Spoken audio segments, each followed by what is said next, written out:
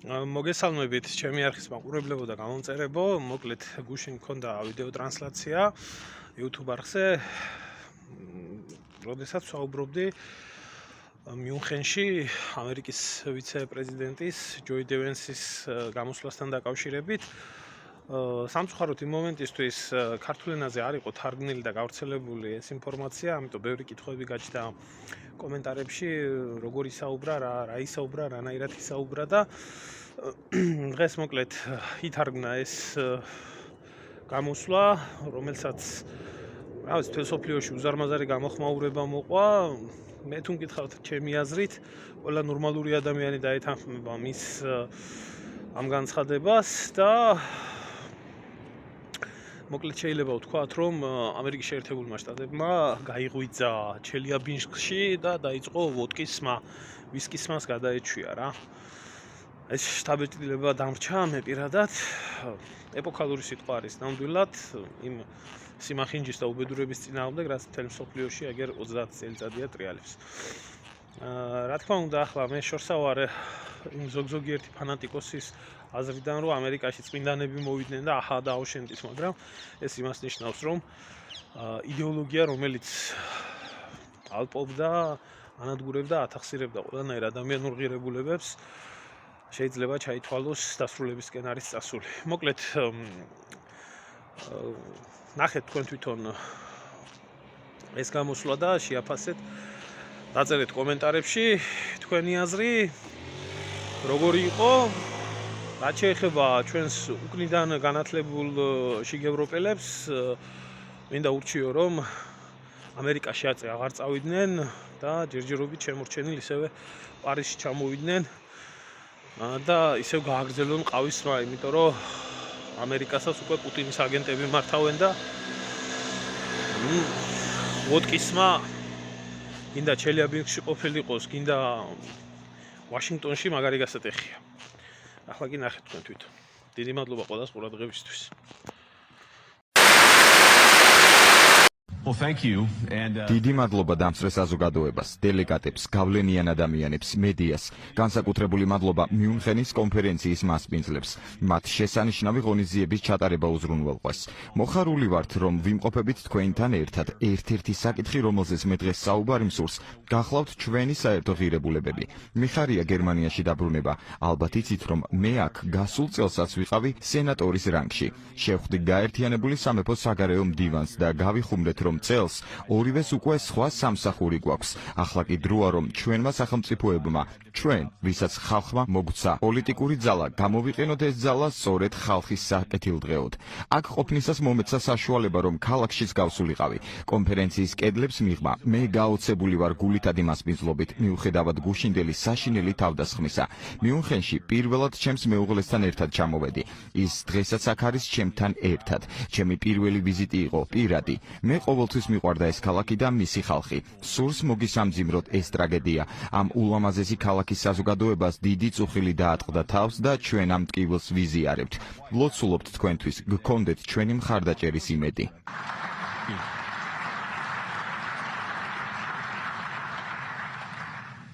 იმედია ეს აპლოდისმენტების ბოლო წყება არ არის დღეს. ჩვენ ამ კონფერენციაზე უსაფრთხოების განსახილველად შევიკრიბეთ.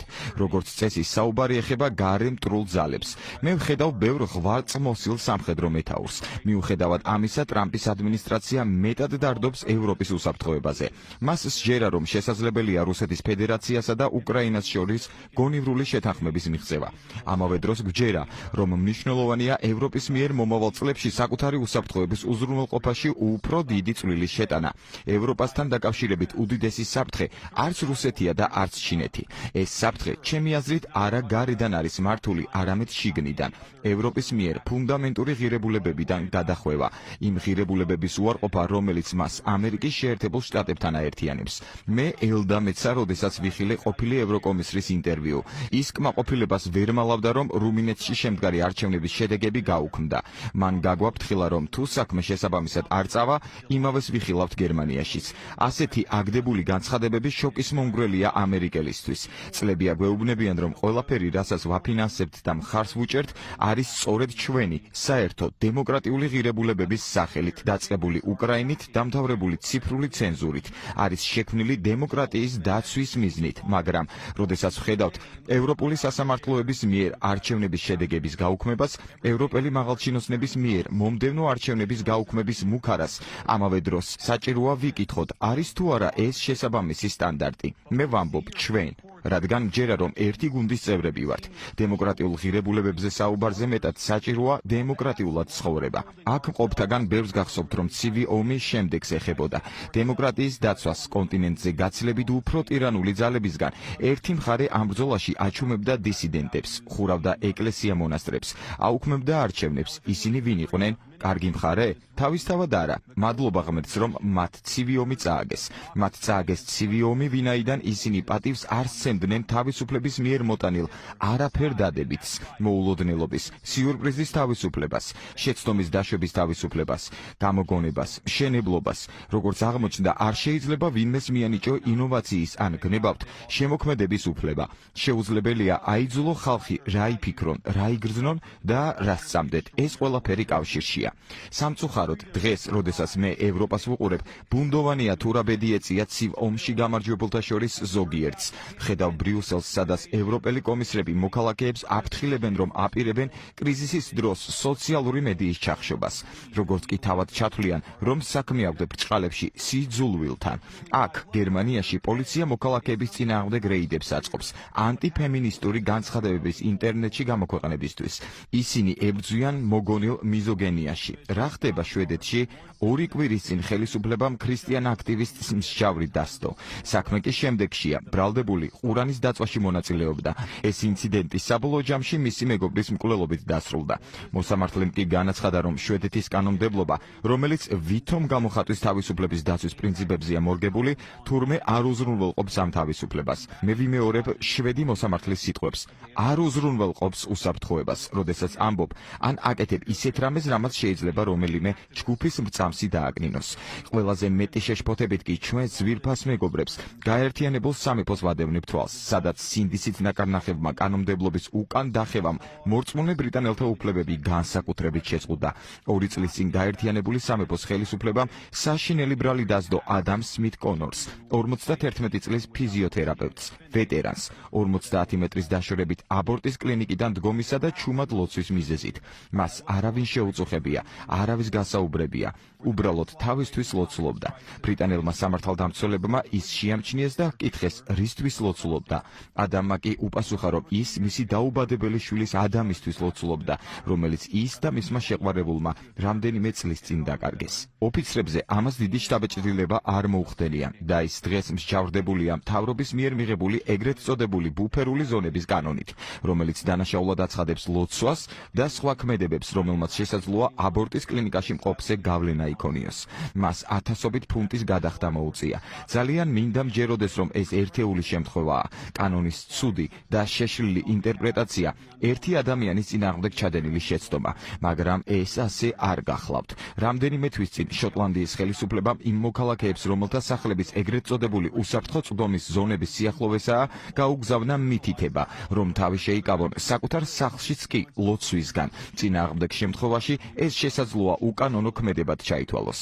ხელისუფლებამ ამავე დროს მოუწოდა მოქალაქეებს ამცნონ შესაბამის უწყებებს თანამოქალაქეთა მიერ ამ დანაშაულის ჩადენის შემთხვევაში. დიდ ბრიტანეთსა და ევროპაში სიტყვის თავისუფლება უკან იხევს. ვაღიარებ, რომ ხანდახან ცენზურისკენ ყველაზე ხმამაღალი მოწოდებები ხშირად არა ევროპიდან, არამედ ჩემი ქვეყნიდან ისმოდა. გასულმა ადმინისტრაციამ დეზინფორმაციასთან ბრძოლის სახელით სოციალური მედიის კომპანიებს ცენზურისკენ უბიძგა. დეზინფორმაცია უწოდეს მაგალითად კორონავირუსის ჩინური ლაბორატორიიდან წარმოშობის შესახებ თეორიას.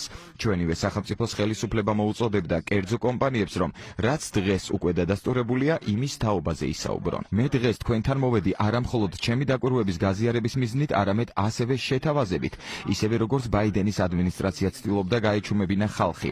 ტრამპის ადმინისტრაცია აპირებს გააკეთოს ზუსტად საპირისპირო. იმედი მაქვს, რომ ამ თვალსაზრისით ვითანამშრომლებთ. ვაშინგტონში ახალი შერიფია დონალდ ტრამპის მეთაურობით შესაძლოა რიგ საკითხებში განსხვავებული აზრი გქონდეს, მაგრამ ჩვენ არ დავთმობთ ჩვენს უფლებას, რომ თქვენივე შეხედულებები ნებისმიერ ადგილას გამოთქვათ, განურჩევლად იმისა, ვთანხმდებით თუ არა. ამჟამინდელი ვითარება იმდენად მძიმეა, რომ რუმინეთში ადგენენ და საპრეზიდენტო არჩევნების შედეგები უბრალოდ გააუქმეს. ამ გადაწყვეტილებას კი საფუძვლად სადაზვერვო სააგენტოს მყიფე ეჭვი დაედო. მეზობელი სახელმწიფოების უდიდესი ზეწოლის მხარდამხარ. მე რამდენადაც ვიცი, მთავარი არგუმენტი ამ არჩევნების შედეგების გაუქმებისა იყო რუსული დეზინფორმაციის კამპანია. მე ვთხოვ ჩემს ევროპელ კოლეგებს, ჰქონდეთ შემდეგი თვალსაზრისი. შეგიძლია გჯეროდეს, რომ არასწორია არჩევნებზე ზემოქმედების მიზნით რუსეთის მიერ სოციმედიაში რეკლამის შეძენა. ჩვენ ასე ვფიქრობთ, ეს ყველგან შეგიძლიათ დაგმოთ, მაგრამ თუ თქვენი დემოკრატიის განადგურება რამდენიმე ათასი დოლარით არის შესაძლებელი ციფრული რეკლამით სხვა სახელმწიფოების მიერ, მაშინ თქვენი დემოკრატია არც თუ ისე ძლიერი ყოფილა. კარგი სიახლე ის გახლავთ, რომ მიმაჩნია, რომ თქვენი დემოკრატიები გაცილებით უფრო ნაკლებად მსხვერპლადია, ვიდრე ბევრს ეშინია. ჯერა რომ ჩვენს მოქალაქეებს თუ მიეცემათ საკუთარი აზრის გამოთქმის საშუალება, მათ მხოლოდ გააძლიერებს. დავუბრუნდეთ მიუნხენს. ამ კონფერენციის ორგანიზატორებმა დაბლოკეს პოპულისტები კანონმდებლები, როგორც მემარცხენე, ასევე მემარჯვენე ფლანგიდან. ვიმეორებ, ჩვენ არ არის აუცილებელი, რომ ვთანხმდებოდეთ რაიმესთან დაკავშირებით, რასაც ხალხი ამბობს, მაგრამ როდესაც საქმე ეხება მანდატს და ხალხის წარმომადგენელს, დიალოგი ჩვენი ვალია. ატლანტის ოკეანის მეორე მხარეს ბევრს ეჩვენება, რომ საქმე გვაქვს ძველ ინტერესებთან. ეს ინტერესები კი დამალულია ისეთი მახინჯი და საბჭოთა სიტყვების მიღმა, როგორებიცაა დეზინფორმაცია. მათ კი უბრალოდ არ მოსწონთ, რომ ვინმეს შესაძლოა განსხვავებული შეხედულება ჰქონდეს. კიდევ უარესი, ხმა განსხვავებული გემოვნებით მისცეს, ან საერთოდ საშინელება თუ მოხდა და მეორე მხარემ გაიმარჯვა არჩევნებში. ეს გახლავთ უსაფრთხოების კონფერენცია და აქ ყველა შევიკრიბეთ იმაზე სასაუბროთ, თუ როგორ შეიძლება რომ გაზართოთ თავდაცვითი ხარჯები ახლო მომავალში. ეს კარგია, როგორც პრეზიდენტმა ტრამპმა მკაფიოდ განაცხადა. ჩვენმა ევროპელმა მეგობრებმა გაცილებით უფრო დიდი როლი უნდა შეასრულონ ამ კონტინენტის მომავალში. მე არ მომწონს ტერმინი ტვირთის გაზიარება, მაგრამ ალიანსის წევრობის მნიშვნელოვანი ნაწილია, რომ ევროპელებმა უფრო მეტი ძალისხმევა ჩადონ, მაშინ, როდესაც ამერიკის შეერთებული შტატების ყურადღება მიპყრობილია მსოფლიოს სხვა საფრთხეში მყოფი კუთხეებისკენ. ამავე დროს მაინტერესებს, როგორ აპირებთ თავდაცვითი ბიუჯეტის ჩამოყალიბებას, როდესაც არ ვიცით, რას ვიცავთ. ბევრი საინტერესო საუბარი მქონდა და ხშირად საუბრობენ თუ რისგან არის თავდაცვა საჭირო და ეს მნიშვნელოვანია, მაგრამ ჩემთვის და ბევრი ევროპელი მოქალაქისთვის ცოტათი გაუგებარია, რისთვის იცავთ თავს. რა არის ის დადებითი საერთო ხედვა, რომელიც სულდგმულობს უსაფრთხოების ამ აქტში? რა არის ის, რისიც ასე გვწამს? მე მწამს, რომ არ არსებობს უსაფრთხოება, როდესაც გეშინია შენი ხალხის ხმისა და სინდისის. ევროპა ბევრი საფრთხის წინაშეა, მაგრამ ამ ეტაპზე კონტინენტი და ჩვენ ერთად ვართ ჩვენს მიერვე შექმნილი კრიზისის წინაშე. შენი ამომრჩევლის თუ გეშინია, ამერიკა ვერაფერს გიშველის. ვერც იმ ხალხისთვის გააკეთებთ რამეს, ვინც მე და პრეზიდენტი ტრამპი აგვირჩია. ამერიკა თქვენთვის არაფერს გააკეთებს. თქვენ გესაჭიროებათ დემოკრატიული მანდატი, რომ რამეს მიაღწიოთ ახლო მომავალში. საპირისპირო შემთხვევაში გველის არასტაბილური შედეგები. ამავე დროს კი ბევრია შესაძლებელი სწორედ ისეთი დემოკრატიული მანდატით, რომელიც გვესახება. თუ თქვენ აპირებთ ისარგებლოთ კონკურენტუნარიანი ეკონომიკებით, თუ აპირებთ ისარგებლოთ ხელმისაწვდომი ენერგიით და უსაფრთხო მიწოდების ჯაჭვით, მაშინ გჭირდებათ მართვის მანდატები. ამიტომ ამ ყველაფრით სარგებლობისთვის რთული გადაწყვეტილებების მიღებაა საჭირო. რა თქმა უნდა, ეს ყველაფერი ძალიან კარგად გვესმის ამერიკაში. თქვენ ვერ მოიპოვებთ დემოკრატიულ მანდატს ოპონენტების ცენზურით ან ციხეში ჩასმით. იქნება ეს ოპოზიციის ლიდერი, თავმდაბალი ქრისტიანი, რომელიც საკუთარ სახლში ლოცულობს, თუ ჟურნალისტი, რომელიც ცდილობს გააშუქოს ახალი ამბები. ამას ვერც თქვენი ძირითადი ელექტორატის უგულებელყოფით მოიპოვებთ. ისეთი შეკითხვების დასმით, როგორიცაა, ვის აქვს უფლება გახდეს ჩვენი საერთო საზოგადოების ნაწილი, ყველა დაძაბულობის გამოწვევების გათვალისწინებით, რომლებსაც აქ წარმოდგენილი ერები აწყდებიან, მე მჯერა, რომ მასობრივი მიგრაციაზე უფრო აქტუალური არაფერია. დღეს ამ ქვეყანაში მცხოვრები თითქმის ყოველი მეხუთე ადამიანი საზღვარგარეთიდან გადმოვიდა. ეს, რა თქმა უნდა, ყველა დროის უმაღლესი მაჩვენებელია. მსგავსი რიცხვია შეერთებულ შტატებშიც, ასევე ყველა დროის ყველაზე მაღალი მაჩვენებელია. მხოლოდ 2021-2022 წლებში გაორმაგდა იმ ემიგრანტების რაოდენობა, რომლებიც ევროკავშირში არა ევროკავშირის წევრი ქვეყნებიდან შევიდნენ. რა თქმა უნდა, მას შემდეგ ეს მაჩვენებელი ბევრად გაიზარდა. ჩვენ ვიცით, რომ ეს ვითარება არსაიდან არ წარმოჩენილა.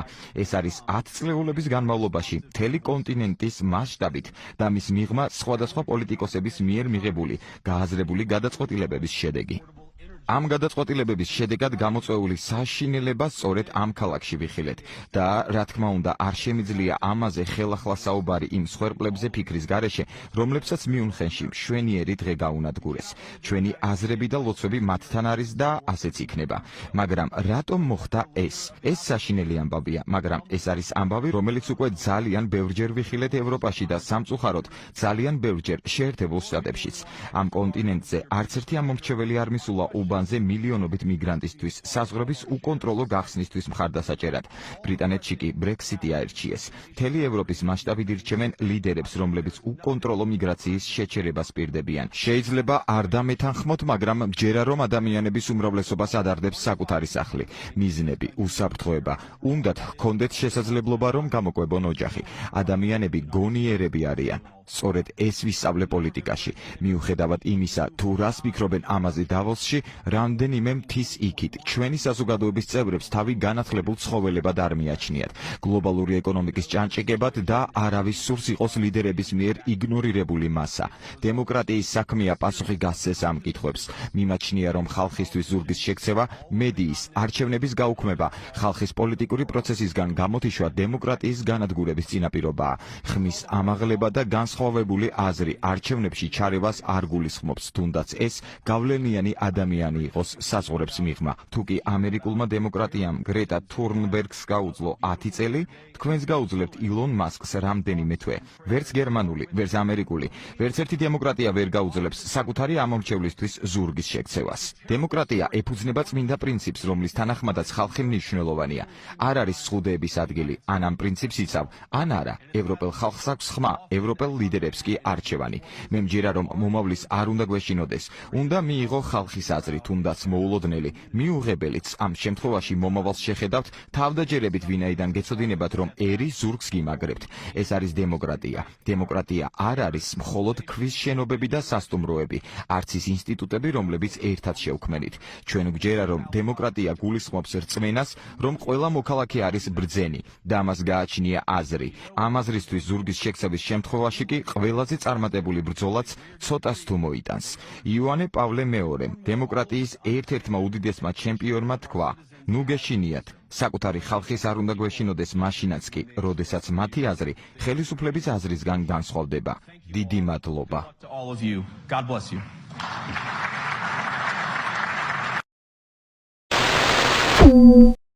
ხო, ბოლოს უკნიდან განათლებულებს მინდა უთხრა, ალბათ ძალიან სიმბოლური იქნება, განსაკუთრებით მიჩვეული ვიყავით 90-იან წლებში იმ ნიშანს, რომელი ნიშანიც შემდეგ მოდერნიზდა და გაფერადდა და გამრავალფეროვდა და მოკლედ სინამდვილეში დასასრულს ნიშნავდა ამ ყველაფერს და სიმბოლურად აი ეს თქვენ იდეოლოგიას. კარგად წამდებოდეთ.